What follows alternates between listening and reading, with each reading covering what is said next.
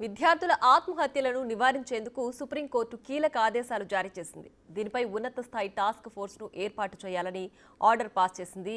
ఈ విభాగానికి సుప్రీం మాజీ న్యాయమూర్తి జస్టిస్ ఎస్ రవీంద్ర భట్ నాయకత్వం వహిస్తారని చెప్పింది. అన్ని రాష్ట్ర కేంద్ర పాలిత ప్రాంతాల్లోని విద్యాశాఖ ఉన్నతాధికారులను ఇందులో భాగం చేయాలని అధికారులను ఆదేశించింది.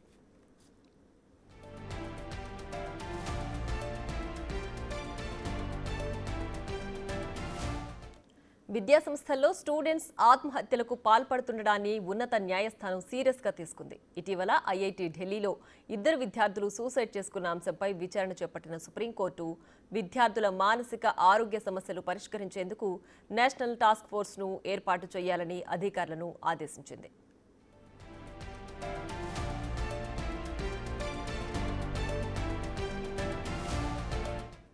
విద్యార్థుల మానసిక కుంగుబాటు, ఒత్తిడికి లోనవ్వకుండా వివిధ కార్యక్రమాలు నిర్వహించడం, సామాజిక సంస్థలతో అవగాహన కార్యక్రమాలను కేంద్ర, రాష్ట్ర ప్రభుత్వాలు చేపట్టాలని సుప్రీంకోర్టు సూచించింది.